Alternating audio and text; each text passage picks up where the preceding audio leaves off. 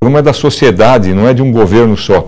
A sociedade toda liderada pelos governos que estão nos dirigindo hoje. Mas o problema é da sociedade, nós temos que estar junto, nós temos que fazer isso funcionar. Se há críticas, se há observações, cada um de nós tem que fazê-las da melhor maneira possível. Mas isso não é político em termos de ser partidário ou nada. Eu acho que o presidente Lula foi muito forte ao dizer o seguinte: vamos erguer uma bandeira de 1 milhão de habitações, Brasil, nação brasileira. Eu acho que cada um de nós aí está segurando essa bandeira junto com o outro, com ele, e tenho certeza que qualquer governador ou prefeito vai ver, vai fazer vai exigir naturalmente alguma contrapartida para que no seu estado funcione. E você citou, em São Paulo tem aqui 1% de ICMS. Isso há muito tempo que tem isso em São Paulo, e isso tem trazido ao estado de São Paulo alguns resultados. Eu acho que é hora de juntar tudo isso aí e fazer os nossos esforços chegarem a habitações, que é isso que a gente quer. Deputado Avisaia. Sempre que se discute um programa desse tipo, né, é comum se discutir a relação do Estado com a iniciativa privada, né? Nos últimos anos nós temos avançado muito no Brasil nessa questão das parcerias público-privadas, né? E os modelos que a gente tinha até agora era o Estado, de certa forma, programando a construção. Aqui em São Paulo é assim, né? E depois faz a licitação para uma empresa construir um conjunto habitacional, um conjunto de casas que está já planejado e tal. Nesse programa agora há uma maior participação da iniciativa privada, em alguns casos comprando terreno, podendo construir dentro dos parâmetros do programa. Nesse sentido, se avançou muito mais no sentido de integrar de maneira mais efetiva o setor privado, né? E com isso talvez se ganhar em agilidade para a demanda de se fazer isso. Agora, ao mesmo tempo, continua a questão de licenciamento, essas questões todas. O senhor acha que esse maior envolvimento da iniciativa privada é o caminho para acelerar? O senhor acha que o programa começa logo, né? Foi anunciado? Porque essa é uma expectativa, é um pouco o debate que fica, né? Como é que é a expectativa em relação a isso? Olha, eu fiquei muito bem surpreendido com uma orientação que desde o começo a ministra Dilma, que nos privilegiou com a sua orientação desde o início, deixou bem claro: olha, existe aí uma crise, nós vamos sair dela. E vocês aqui do mercado imobiliário vão sair com solução de mercado. O governo vai lhes ajudar, sim, em termos de orientar, em termos de dar poder de compra para a família, mas vocês que concorram entre si para oferecer o melhor serviço para a população. Vocês serão premiados ou castigados pela população, que vai escolher o seu produto ou vai escolher o produto do seu concorrente. Então isso me surpreendeu muito bem. Eu acredito que sim, o programa ele está sendo dirigido para que a iniciativa privada, sob orientação, sob controle do governo, possa produzir o que nós precisamos de habitação. O planejamento é um planejamento que a sociedade está fazendo sob a orientação do governo, mas que a iniciativa privada tem sim total condição de fazer, e eu tenho exortado a todas as empresas, quer dizer, é uma ocasião única que nós temos. Este governo está nos oferecendo a oportunidade, e junto com a oportunidade vem a responsabilidade. Então cada uma das empresas, são só na Caixa Econômica 2.000 empresas cadastradas na Caixa Econômica.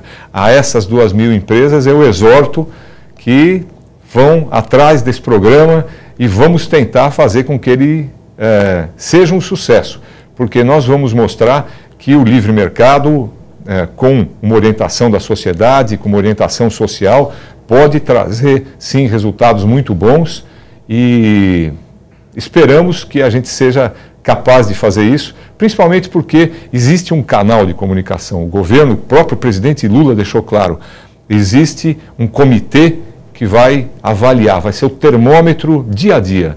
E a própria ministra se disposta a estar periodicamente com todas as empresas, as entidades, para cobrar e para monitorar que a iniciativa privada esteja, sim, trabalhando sob regime de liberdade, mas com o espírito público de resolver o problema. O plano mira o déficit habitacional, mas contempla prioritariamente o emprego.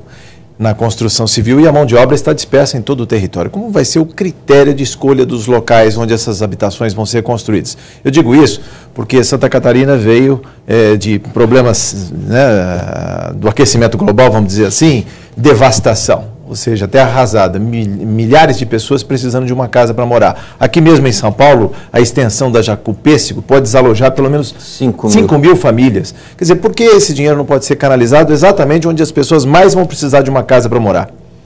Olha, pelo que foi anunciado no programa, é exatamente esta a que está sendo dada, né? Então, de novo, vamos dizer, existe um programa de longo prazo que pretende, em 15 anos, extinguir o déficit habitacional. E agora existe um programa que é o primeiro passo daquele grande combate ao déficit, e neste primeiro passo, o critério de priorização do governo é o seguinte: aonde precisa emprego é aonde vai ser construída habitação. Até porque uma coisa anda par e passo com a outra, né?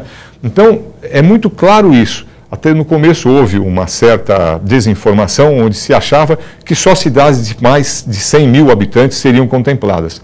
Isso ficou muito claro em conversas que temos tido.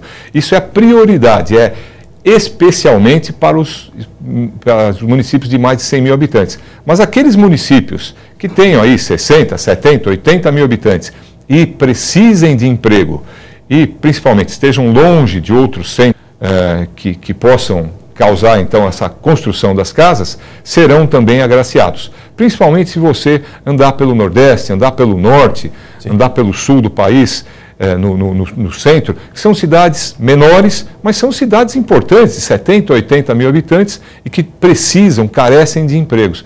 E eu acho que a prioridade, o critério que eu estou lendo até agora é exatamente essa, a criação de empregos, até porque a necessidade de habitação está junto com a necessidade de emprego. Deputado Simão Pedro? João, eu queria pegar justamente esse ponto, ou seja, e voltando um pouquinho naquele do início da minha pergunta inicial sobre a observação que urbanistas tinham feito, como a Raquel Ronick, de que precisamos dar sustentabilidade às habitações novas, né? Então, por exemplo, eu vejo a cidade de São Paulo, por exemplo, essa megalópole de 20 milhões, já pensando na Grande São Paulo, 10 milhões e meio só a cidade de São Paulo. O que nós temos de galpões abandonados próximo ao centro, o que nós temos de espaços, prédios vazios, prédios públicos, às vezes, que não têm mais utilidade. E, por outro lado, a gente vai percebendo que o terreno está ficando cada vez mais caro, né? Mais escasso, mesmo nas periferias, né? A gente já vai percebendo aqueles vazios que tinham alguns anos atrás já não existem mais, né? Você acha que esse programa não poderia conciliar, ou seja, de um esforço da gente identificar? Eu moro na Zona Leste, por exemplo, essa região da Moca, Brás, ao longo dos trilhos da Luz, lá, justamente ao longo dos trilhos ali, né? Poderia ser feito, porque aí tem emprego no centro, a maior parte dos trabalhadores já trabalham. Vou dar um exemplo, Bom Retiro, né? Para cada 100 moradores tem 300 empregos. E Tiradentes, para cada 100 moradores tem 8 empregos na região, né? O que gera esse problema do transporte, do trânsito, né? Eu acho que era uma oportunidade, né? Você acha que o programa, não esse, mas esse programa mais a longo prazo está contemplando essa preocupação? Há espaço para isso? Eu acho que deve haver cada vez mais espaço. Eu estava escutando o Nabil Bonduque falando um dia desse atrás, e ele põe alguns componentes para um bom plano, né? Ele tem o componente do dinheiro que falta, das empresas de construção civil, das instituições e da questão urbanística, né? Então, nós andamos bem no que tange ao dinheiro, nós andamos bem ao que tange às empresas de